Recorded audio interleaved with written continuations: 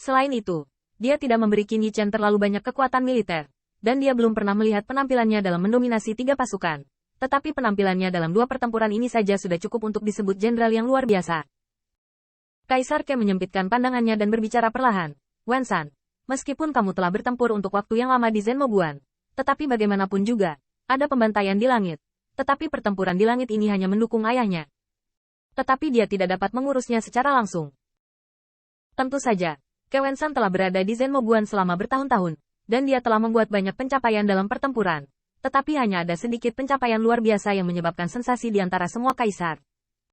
Ini juga terkait dengan konflik konstan antara Zenmoguan dan Yinliguan.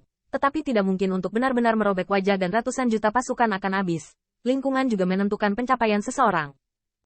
Ke Wen San menundukkan kepalanya dan tidak berkata apa-apa. Dia tidak berani melanggar perintah ayah. Tetapi dia harus bertanya pada dirinya sendiri. Apakah dia benar-benar yakin? Saya khawatir ini mungkin tidak terlalu absolut.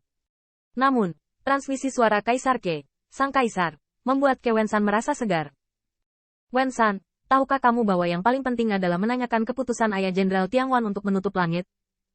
Menekan gagak emas adalah salah satunya, dan merebut senjata kekaisaran Bihai adalah yang kedua. Tapi yang paling penting adalah dia diperintahkan oleh Kaisar Langit untuk pergi menaklukkan sisa-sisa kota Feng Shui. Tapi dia direkrut. Saat itu, Wen Tao dan Wen Qing sama-sama hadir. Untuk membasmi mereka dan beberapa tetua klan, Kaisar Langit mengirim seorang ahli dari Anbu. Akibatnya, Tian Xing harus mati, dan tidak ada cara untuk bertahan hidup. Tapi itu kebetulan mengenai kota Feng Shui untuk merampok. Tetapi kota Feng Shui bahkan berani merampok pengadilan surgawi. Jadi tentu saja ia berani merampok istana kaisar kita saat itu. Dengan kata lain, perbedaan Tian Xing pada saat itu hanyalah mati di langit yang gelap, atau mati di tangan kota Feng Shui. Yang terbaik adalah dijarah oleh kota Feng Shui, dan kemudian diperas untuk ayah dari uang tembusan yang besar. Tapi apa hasilnya? Tian Xing membuat keputusan yang menentukan dan merampok Patriark Jiang, menggunakan ini sebagai ancaman, membalikkan segalanya, dan juga membantu merekrut guru pemberani kota Feng Shui untuk ayahnya. Kaisar Ke berkata dengan santai, ini adalah keputusan yang cepat, keputusan ketika dalam bahaya. Sulit bagi orang lain untuk mengajar, tetapi jika Tian Xing melakukannya, itu dapat mengubah takdir. Jiang Buyong ada di sela-sela. Dia tidak bisa mengatakan ini dengan jelas. Tetapi Ke Wen San mengangguk sedikit untuk menunjukkan bahwa dia mengerti. Kaisar Ke juga tahu bahwa selama Ke Wen San mengambil pakaiannya, anak-anaknya yang lain akan melayani saudara laki-laki kedua yang terakhir. Tentu saja, apa yang Kaisar Ke tidak tahu adalah bahwa Jiang Buyong dan Qin Yichen berasal dari keluarga yang sama. Adegan itu dimainkan untuknya.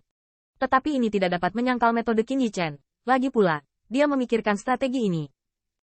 Bahkan jika Qin Yichen bukan ras manusia, dan tidak memiliki persahabatan sama sekali dengan Jiang Buyong. Setelah dia merampok Jiang Buyong saat itu, setidaknya, kota Feng Shui takut membunuh mereka, bukan? Setelah diundang ke negosiasi kota Feng Shui, sejumlah besar uang tembusan juga dapat disimpan. Terlebih lagi, meskipun bukan karena hubungan kekerabatan, akankah Jiang Buyong pasti menolak permintaan istana kekaisaran? Qin Yichen bukanlah ras manusia. Istana Yanhuang mungkin tidak terlalu lembab sekarang, dan berbagai latihan dan alkimia belum pulih secepat itu. Tapi jelas lebih baik daripada diintimidasi oleh para dewa dan setan menjadi budak. Tentu saja, jika Qin Yichen bukan ras manusia, kota Feng Shui mungkin tidak akan muncul secara kebetulan ketika dia diburu oleh Anbu. Tetapi Qin Yichen juga bisa merampok Jiang Buyong dan memerintahkannya untuk menelepon kota Feng Shui untuk menyelamatkannya. Namun, Qin Yichen adalah ras manusia. Ini adalah chip tawar-menawar, harga dirinya. Sebagai ras manusia, dia memikul tanggung jawab rasnya. Jadi dia harus mengubah penyamaran wajahnya dan menjadi menantu Kaisar Ke. Tetapi dia juga mendapat bantuan dari kota Feng Shui. Hasilnya adalah Kaisar Surga ingin menyingkirkan semut yang telah menyapu keagungan Tian. Tetapi dia berbalik melawan sang jenderal. Kecerdasan cepat semacam ini, yang jelas-jelas tidak menguntungkan atau bahkan buntu, dapat mengambil peluang sekilas darinya. Dan dengan demikian kembali, adalah yang paling dikagumi Kaisar Ke. Dan bahkan melampaui keberanian menangkap senjata kekaisaran Laut Biru dan keganasan menekan gagak emas. Tetapi Kaisar Ke juga bertanya-tanya, dari mana dewa bawaan ini berasal dari metode seperti itu? Dia juga bertanya pada Qin Yichen, dan jawaban yang terakhir adalah bahwa Raja Tians memberinya banyak buku. Seni perang, kehidupan di dunia, taktik, dan bahkan konspirasi. Kaisar Ke tertekan.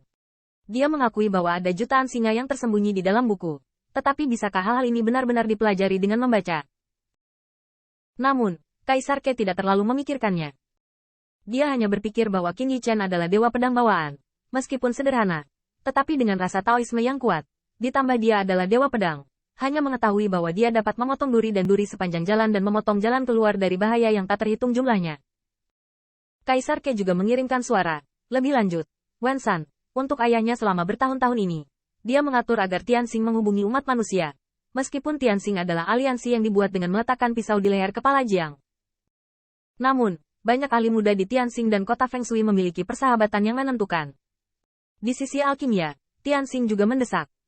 Terlebih lagi, Tianxing bukanlah jalan masuk yang dalam ke dunia, dan dia adalah dewa bawaan. Perbedaan antara ras sangat lemah dalam penglihatannya. Dia tampaknya tidak peduli bahwa manusia disebut hewan rendahan dan tabu itu.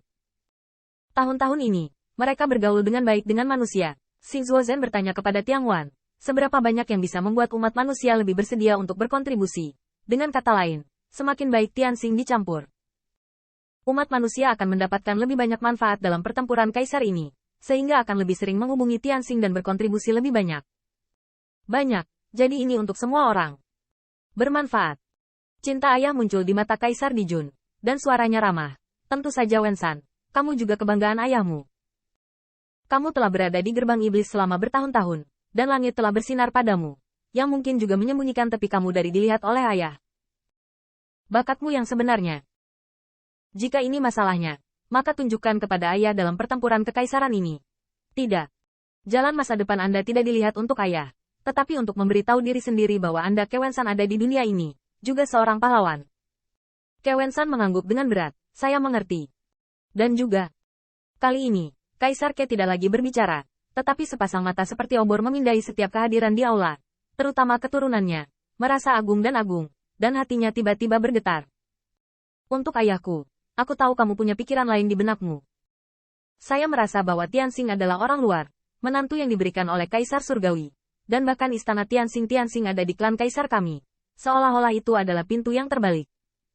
Bahkan Anda berpikir bahwa jika dia tidak memberikan artefak kekaisaran Xing Bihai Surgawi untuk ayahnya saat itu, dia tidak akan mencapai pencapaian seperti itu hari ini.